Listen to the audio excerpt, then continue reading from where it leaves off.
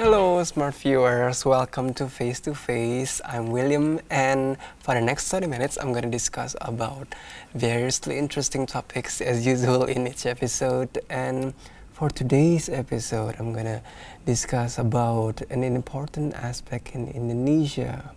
It's related to its oceans, its water, because it's maritime aspect, and because Indonesia is surrounded by, like a lot of oceans and have a lot of potential aspects in its maritime. And I'm gonna invite a guest also related to the topics. She's a Miss Maritime Indonesia, yeah. So, but for this segment, firstly, I'm gonna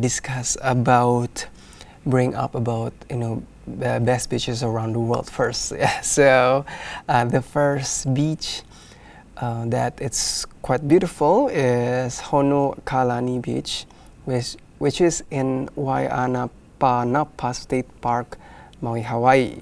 So with its jet black shore, lapis lazuli waters, and thick jungle like foliage, yeah, Honokalani Beach is a photographer's dream. Yeah. So you can lying lazily on the sands, and it's made up of tiny lava pebbles. Yeah. You can find seaside lava tubes and sea caves carved into lava cliffs along the shores. It's wild, unspoiled Hawaii at its best, and a necessary stop en route to Hana. Yeah. So the second one is also from Hawaii. It's Honopu Beach, Kauai. Also known as a cathedral beach. Yeah. Honopu, like Waipooi Valley, is quite difficult to reach. So for a starter, it's not accessible except by water. So to get there, you must swim from an offshore boat or from neighboring Kalalau Beach. Yeah, so it's a quarter-mile swim, but trouble is worth it. So you can find thick cumin-colored sand bordered by soaring vegetation-cloaked cliffs, and most times not a soul in sight. Yeah. So fun fact, it's served as a location on such films as 6 Days, 7 Nights, Raiders of the Lost Ark, and also King Kong. The third one is El Nido, Palawan from the Philippines. So shockingly, Palawan remains steadily under the radar. So even though it continues to rank highly, El Nido alone is home to around 50 white sand beaches. So it's impossible to choose just one, because all of which are set around dramatic limestone formations and boast the finest and white sand you'll ever see. So the water is so blindingly blue, it makes like the Caribbean Sea look murky in comparisons. And you can find the sunsets, because they'll ruin you for life. Yeah. So, and the fourth one is Inquis Beach from St. Thomas. So part of a protected 21-acre area called Smith Bay Park, this white sand beach has shallow, calm turquoise water, ideal for everyone in the family to enjoy a swim. Yeah. So after a dip, head to either right or left side of the shore, because you can enjoy a picnic of conch chowder in the coconut grove or under the sea grape trees. So it's typically quiet during the week. The beach becomes livelier on weekends because locals tend to throw local parties, yeah, small parties. And the fifth and the last one is from the popular sites of Indonesia, popular cities. From Bali, the Dreamland Beach. Yeah, so this once hidden cove located on the Bukit Peninsula was first discovered around the 1970s and has since become a top destination for surfers thanks to its great shore breaks. Yeah.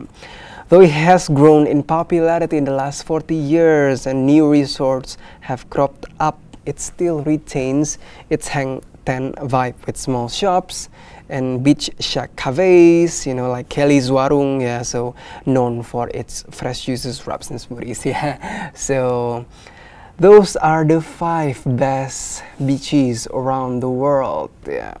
So I've given you the several best beaches around the world, and for the next segment, I'm gonna invite the Miss Maritime Indonesia herself. So don't go anywhere. Stay tuned on Face to Face.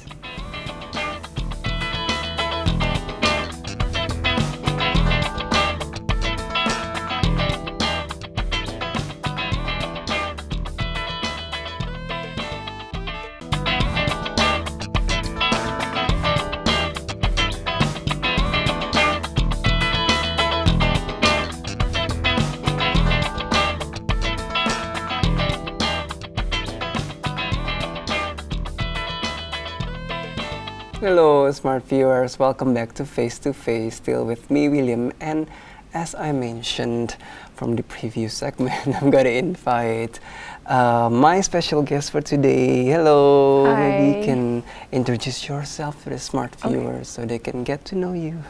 Hi everyone, my name is Ivana Suraja. I'm 22 years old. I come from Tangerang Selatan in Banten, and I'm an Indonesian Maritime Ambassador for 2017. Oh yeah, so it's considered to be called Indonesian Maritime Ambassador instead of Miss Yes. Maritime Indonesia. Yeah, because in So- reality it's not just for girls, but it's for everyone. Oh, it's Boys and for girls. Boys and Yeah, girls. So that's right. maybe you can share, about what you've been working on lately, related to your, related to your as a maritime ambassador. Yeah, well actually I only started to become an Indonesian Maritime Ambassador very recently, Yeah. in late November. So Oh, at yeah. the moment I'm meeting a lot of new people to discuss projects and stuff, and other campaigns as well. I'm preparing an online campaign and also some talks in schools, but also other bigger projects that are coming on the way. Yeah. So basically, maybe you can share about the difference between other kind of kind of competition that is related to maritime. It's Oh, yeah. maybe it's unheard of. Maybe you can share about some Yeah. of the aspects of maritime ambassador. Well, this is a relatively new competition, you can say. 2017 is only our second time. Oh yeah. So in this competition, we're looking for people from the younger generation of Indonesia to become ambassadors that can help the government promote our country as a maritime country. And we're taught not only to become icons, but we also have to go right on the field and do our own stuff by ourselves. Oh, So it's also it's like being an icon, an idol, but then at the same time you're also someone that can work right on the streets. Yeah. So it's vice versa. Yeah, You can- that's right. Yeah. So And it's the also- whole complete package. And maybe you can also share about what sparked the interest of you in joining the competition. Is it related to your background experience? Related to maritime? So since I was younger, I was really into nature, especially animals. And then when I was in middle school, I went on holiday with my family. My parents took me and my sisters to go snorkeling. And so that was the first time that I really saw what's in the sea. And I think at that moment I just fell in love because it's just so beautiful and it's so different from what I've ever seen before. And so since then I thought that, okay, I want to do something related to that. And then, so I went on to university to study environmental science, majoring in environmental science, but I'm focusing more on marine sciences. And my dream is to go back to Indonesia and work for ocean conservation here. So I think becoming an Indonesian Maritime Ambassador is a really good opportunity for me to get going towards the direction that I want to go. Yeah. Yeah, because Indonesia has a lot of potentials Definitely. related to sea, related to Yeah. marine. It's like we're surrounded by sea. Yeah, anywhere. exactly. Yeah, it's an Yeah. island. It's a very it's a great opportunity. Definitely, yeah. Maybe you can also share about your journey My as a journey. maritime ambassador. Okay. Well, it all started in late September when I found out about this competition. It's quite interesting because I actually found out about this competition from a group chat with some of my friends. And I thought that, hey, this looks really interesting and it's really in line with what I want to do in the future. So I thought okay, maybe I should sign up. Honestly, this was the first time that I joined some sort of competition like this. Oh, yeah. So I was really, really, it was just all very interesting and all very new. But I was very lucky because I had a lot of support from my family and from my friends. They helped me get through all the stages of the competition, from the initial applications to the online campaigns and to the final finalist camp and the grand final. I had my friends and my family always cheering me on. And so that helped me to feel a lot more confident, and I felt like I'm just gonna do my best for myself and also for those that have supported me. And luckily enough, I got chosen as the Indonesian Maritime Ambassador. So right now, I really have to work hard and show that I really can do a great job as an Indonesian Maritime Ambassador. Yeah. Maybe you can share the details on of the stages of the competition and how you get prepared and what kind of challenges you have to face in the competition. So the first stage will be the application. So you have to fill in some forms, and then at the same time you have to write some sort of paper from a given topic. So that's the first stage. For that one, it was pretty okay for me. Like I could manage to fill it all by myself and with the support of friends and so on.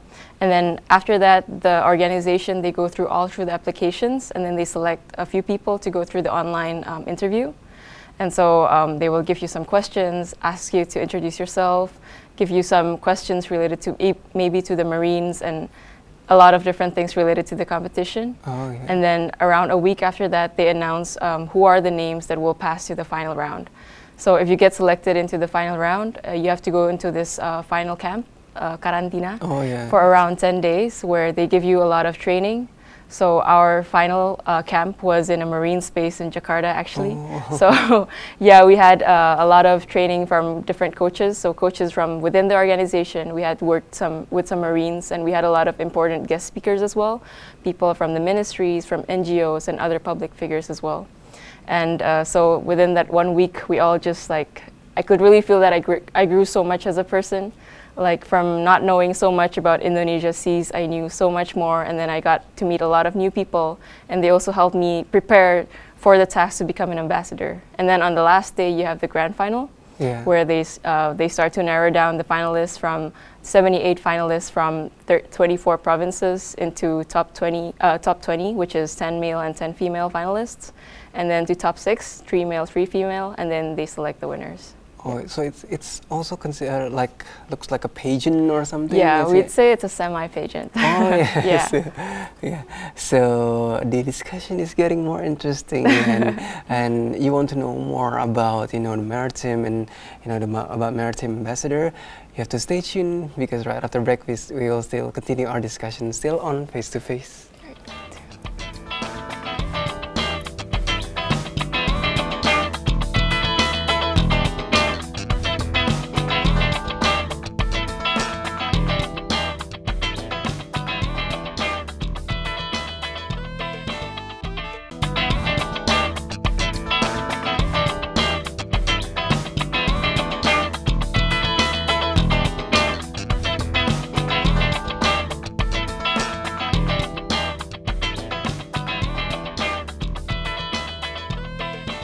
Hi, smart viewers! Welcome back to Face, still with me, William, and we'll continue our discussions with my guest for today, Indonesian Maritime Ambassador, for 2017, So maybe continuing our discussions, maybe you can share about, the interesting part of joining the competition, maybe, like your most memorable moments from joining the competition. It's kind of hard to choose just one memorable moment because the whole experience was memorable. But I think one of the greatest things that I found about the competition is I got to meet with a lot of people and with other finalists from all across the country, and that was really cool. There were 78 finalists in the end, and we came from 24 different provinces. So on the first day, we barely knew anyone, but then it's really interesting because throughout the competition, you start to get to know everyone, and then at the end, you're all just really close friends and even co-workers, you can say, because we still collaborate on some projects together. And it's always really interesting when we talk about our respective provinces. So throughout the competition, we had to bring some snacks from our provinces, and then we also had to perform some traditional dances or stuff. So it was really interesting because you really see how Indonesia is such a big and diverse country, and I'm glad that I'm a part of it. Yeah, so there's a whole of cultural exchange, and also you meet that's right. Other new people who maybe share the same interests as you. So that's always really nice. So here we have some photos of you that we can discuss. Maybe we can take a look. Maybe you can share about this photo. So that's the minister. Yeah, that's right. So right after we finished the grand final on the 30th of November, the next day, the Indonesian Maritime Ambassadors, so the first winners, which is me, and the other Indonesian Maritime Ambassador is called Kevin. So the both of us got to go to Aceh to attend Sail Sabang. And there we got to attend the peak event of the whole Sail Sabang. And over there were a lot of big figures, including some government officials, and one of them was Mrs. Susi Pujiastuti, the Minister of Maritime Affairs and Fisheries. It was really nice because we all looked up to her and all the other ministers as well. And for me and Kevin, meeting her, even though it was just for a short while, it was like a dream come true. Yeah, she's pretty well known. Yeah, she is. She is. Yeah, she's a newsmaker also. And maybe you can also share about this photo. About this photo, okay. So this photo was taken from the grand final. So after they announced the winners, they announced me as the Indonesian Maritime Ambassador. They put on the sash and the crown. So it's the same crown and sash that I'm wearing right now. Yeah. And the person that's putting the sash on is actually one of our ministers as well. It's Mr. Luhut Binsar Panjaitan, the coordinating minister for maritime affairs. Yeah. So he was the guest as well for our grand final, and it was really nice to meet him as well because, like, in the future, our events will be related to his field, and we hope that in the future there will be more collaborations with him. Yeah, he's also really inspiring. Yeah. And maybe in next photo, yeah, you can share about about this moment, maybe you can share. Yeah, so this was after we put on the crown and the sash, and it just felt really, it was surreal. It was a really happy moment for all of us. It was really nice because for 10 days we were all really nervous about the competition, and this is actually the end of the competition. We were all really happy with the results. And Kevin and I, we really, at this moment, we really understood that, hey, now we're the Indonesian Maritime Ambassadors. We're going to have this big responsibility to become an ambassador for our country. But then at the same time, it does seem like a big responsibility, but we're really optimistic that we can all work together, not just the two of us, but with everyone, to make Indonesia a stronger maritime country. Yeah. And maybe the next photo, yeah. This is also a picture from Sail Sabang. We got to meet with one of the deputies from the ministries. So he was also the one that helped coordinate our trip. So we were always collaborating with him a lot. So this is us. So when we were there, there wasn't just the peak of the event, but there were a lot of activities going on for Sail Sabang. This is the picture when we were in they had some sort of fair where they had different booths, like showing different regions with all their different resources or products, and this is where we were. Yeah, we got to go there and see like all the different provinces and all the things that they brought with them. Oh yeah, okay, that's quite interesting. And the next one? So actually, what's really cool about this, the Indonesian Maritime Ambassadors is when you win, whether you win or not, we're all ambassadors, and and when we all go back into our respective regions, we are given the task and the responsibility to contribute back to our own regions. So the first step to doing that is to make sure that you get to know the area and the people working in the area. So this is a picture of me and my friend Chandra, that's also from Banten. We went to the Dinas Kelautan dan Perikanan in our province, and we got to meet some of the staff, and we talked about what sort of projects can we do in our area and how can we collaborate together in the future. Oh, so from the whole Indonesia into your respective province also, so it's all together. So we're all working together in the national level and also in the regional level. So there's a lot of perspective also. That's because right. And maybe you can share about what because it's related to our smart viewers and also the younger generations.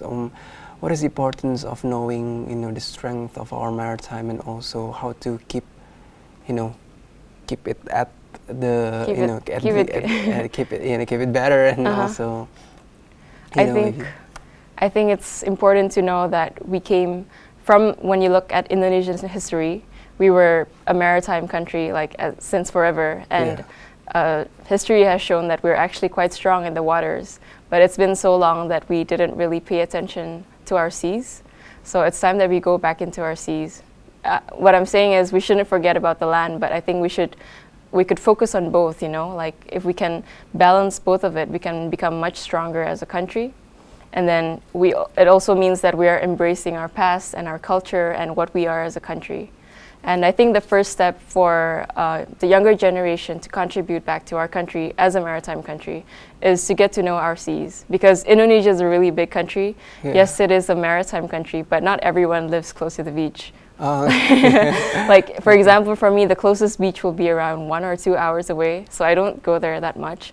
But doesn't mean that I should be ignorant. I think no matter where you live, you should know our seas, because it's also part of our country's identity. And once you get to know about things, usually you care more about it, and later on you can even contribute even more. But the first step is to get to know your seas and know and find ways of how you can help. Yeah. Yeah. So maybe in the future projects you can share about some of sneak peek of your future plans and Definitely. ideas on how you can contribute. Yeah. That would be good. Yeah, I will definitely do that. Yeah. And what maybe you can share an example of what kind of what can we do to to preserve or to increase the level of the maritime aspect of Indonesia. Okay. There's actually a lot of things that we can do. One of the easiest things is to start eating more fish. Oh, yeah. Because yes, we're a maritime country, but it turns out not everyone likes eating fish or eats fish at all. But I mean, we have so much fish, we should start eating fish. Yeah, you can eat a whole parts of fish. Yeah, definitely.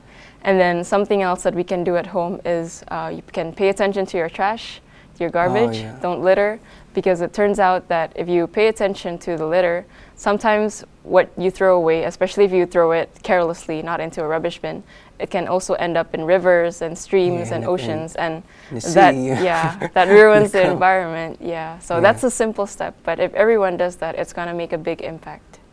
Yeah, it's find the closest ones in your life. Yeah. So you start with small steps, but it's these small things that actually they create a big ripple, ripple effect.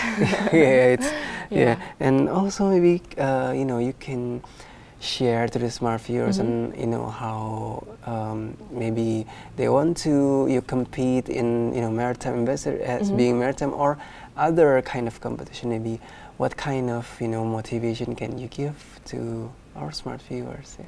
I think my first advice would be to be true, to stay true to yourself. Just be yourself no matter what. I know that it's a competition and maybe you might want to impress some people in the competition, but it's really important to stay the way you are, be yourself. Well, bring out the best of yourself, and then be confident, be strong, and stay true to the goals. You should, for example, when I joined the Indonesian Maritime Ambassador, my goal was to become an ambassador for maritime issues because I'm really concerned about the issue.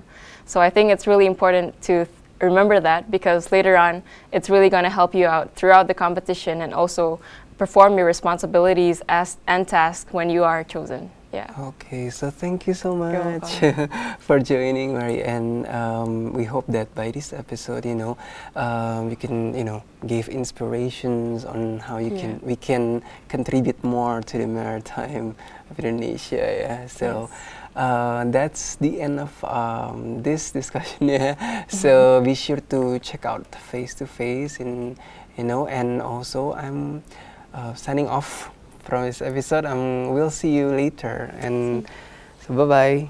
Bye bye.